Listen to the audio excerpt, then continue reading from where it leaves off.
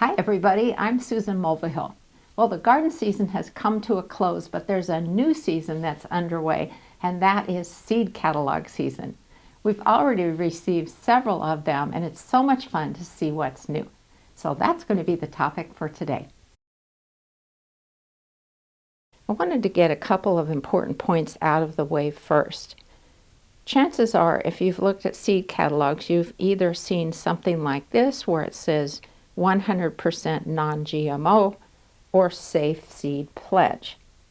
So what does that mean? Well, each company is doing that to reassure you that they would not sell any genetically modified seeds. Does the statement really mean that much? Not really, because GMO seeds aren't available to the public, only to commercial producers. And it's certainly nice to know that. But there's been an important development, and I wanted to share that with you today. A new tomato variety called purple tomato was developed by a British company called Norfolk Plant Sciences. What they did was they added snapdragon DNA, so DNA from a flower, to tomato DNA in order to increase the amount of anthocyanins it has. Notice in the photo on the right, those dark purple skins. Those are antioxidants which are very beneficial for humans. While this is a fairly benign use of technology and not intended to adversely impact insects in the natural world, I feel it really isn't necessary. I mean, tomatoes are healthy and flavorful as is, right? But I did want you to be aware of this. The FDA investigated purple tomato and has decided not to regulate this variety because it won't have an adverse effect on plant pests, which is their focus when it comes to GMO seeds. Because of all this, the purple tomato seeds are now available to home gardeners, and it probably means more genetically modified varieties might be heading our way in the future. We shall see. I'm going to show you some of my favorite seed catalogs, but there's a few important considerations to cover first. And the very first one is days to maturity. So if you look at a seed packet or a seed catalog, you will see something that says that this variety takes this many days to reach maturity. So that means from the moment you plant it out in the garden, whether it's a seed or a seedling, how many days does it take before you can harvest that crop? That is really important information, especially if you live where you have a fairly short growing season. So here I am in Spokane, Washington, and we are in zone 5B to 6A, somewhere in there. And so we have a somewhat short growing season, and that means when I want to order something like winter squash or pumpkins, I need to look at those days to maturity to see what will work best for our region. And winter squash and pumpkins certainly take about the longest of any kind of crop to produce a mature fruit. And so that's why I'm focusing on that. But if you are new to gardening or new to your area, it's very important that you know roughly when your last spring frosts will occur and the first fall frosts. Now you can ask your local garden center, a gardening friend or neighbor, your local master gardener program, and they should be able to give you that information.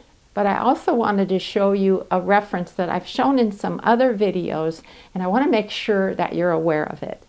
What you want to do is go to the National Gardening Association's website, which is garden.org. And if you go to the Useful Tools menu, you'll notice there is an option called Frost Dates Lookup. You type in your zip code, and it will give you two charts that show the probabilities of getting a certain temperature on a certain day. So here is the first chart, which is in the fall, and it helps you predict the likelihood of frost in your region. And here's one for the spring, which of course we're all focused on now, right? But this can be very helpful. I mentioned this resource on social media a few weeks back, and I could not believe how many people said, wow, this is really accurate for my region. And they were in all different areas. So I just wanted to mention that as a helpful tool. Another consideration is, do you go with organic seeds or conventionally produced seeds? Does it matter to you? We grow everything organically. We do not use any chemicals or pesticides. And so it is important to us to use organic seeds whenever possible. Occasionally there's a variety we want to grow and we can't find the organic version, but that is a consideration for us. When you're looking through seed catalogs, you might notice that some seeds come pelleted. And what that means is that the seed companies have coated the seeds with an inert substance, usually a type of clay, and it's done for the purpose of making tiny seeds easier for you to handle and space within a seed starting tray or out in your garden. The thing that I learned last year is that pelleted seeds typically have a shorter shelf life than non-pelleted seeds. So what you're looking at here are some Bauer lettuce seeds. That's one of my favorite lettuce varieties.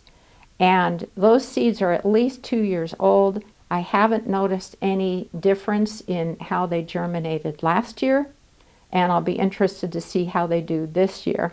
But I just wanted to mention this because if you're looking at a catalog and you think, oh, I really want to order those pelleted seeds, and you have the option of buying a reasonable amount of seeds and a large amount of seeds, I'd recommend going with the reasonable amount, because that way you hopefully will be able to use them all up before the pellet coating impacts their viability.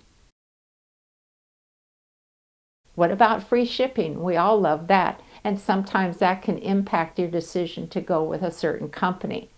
Now, Baker Creek Heirloom Seeds offers free shipping all the time, which is great, and they have a lot of cool seeds, so I'm going to show you their seed catalog in just a few minutes. Sometimes seed catalogs have Black Friday deals, which I realize were past, or some kind of a special deal going on. Because if you need to order a few seeds from here and a few seeds from there, the shipping adds up, and I hate that. So I wanted to show you a little form I made for us for this year so that I could try to consolidate my orders.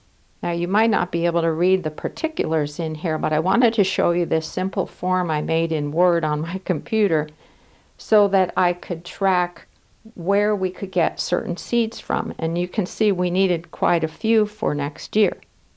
So the first wide column holds the name of the vegetable or flower and then the variety name.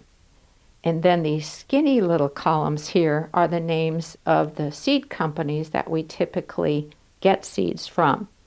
And so what I would do is do a search on, say, Cucumber Mini-Me and see which of those catalogs carries those seeds. And then I go to the next item, do the same thing. And as I created this form, it showed me that, wow, there's quite a lot of the seeds that we want that are available from Pine Tree Garden Seeds, and quite a lot from Johnny's. And so that enabled me to consolidate our seed orders so that we had a minimal amount of shipping fees to pay. Now, before I show you some seed catalogs, there's one last important thing to keep in mind. Don't forget to patronize your local garden centers. They won't stay in business if you're not there to support them. And besides, if you buy some seeds, you won't have to pay shipping charges. So start with them first, then look at the seed catalogs. Okay, let's look at some seed catalogs. So first up is High Mowing Organic Seeds. They're based in Vermont. I have bought seeds from them for years, and I love this company. They are 100% certified organic. I just want to show you a few pages out of the catalog. Look at all these lovely beans. Here's just a sampling of their carrots. This is just a sampling of the lettuce varieties that they offer, including baby leaf varieties. And check out these lovely zinnia varieties. I love zinnias. Next up is Totally Tomatoes. They are based in Wisconsin. And if you're looking for all sorts of varieties of tomatoes and peppers, this catalog is for you. Here's just a sampling of their heirloom tomato offerings. And here are a whole bunch of peppers. As you know, Bill loves growing peppers, so this is one of the catalogs he enjoys looking through to get ideas. I mentioned Baker Creek Heirloom Seeds earlier because they offer free shipping all the time. They are based in Missouri, and I love their selection of veggies, herbs, and flowers. Check out these Rubinato Cosmos that I'm planning to grow in 2025. Here's just a sampling of the cucumber varieties they offer. Kale, anyone? Baker Creek is where I've gotten the seeds for the Bulgarian giant leeks, and those are awesome. And here's a sampling of some of the watermelon varieties they offer. Pine Tree is based in Maine, and their website is superseeds.com, which is a little confusing, but they're a great company.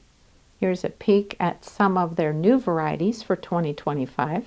One of the things I like about this catalog is for each of these vegetables, they have an introductory section that tells you exactly how to grow them. How cool is that?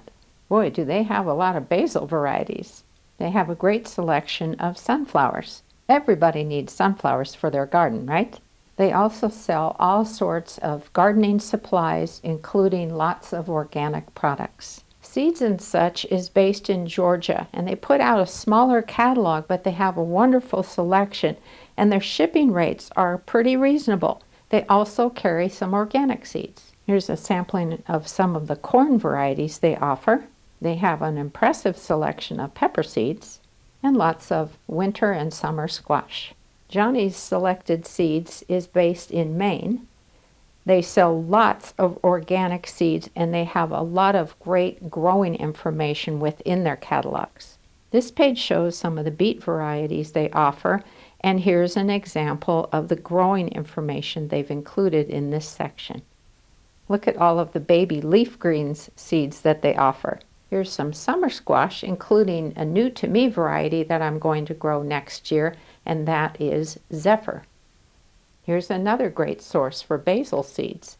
And once again, a wonderful selection of sunflowers. I just love them.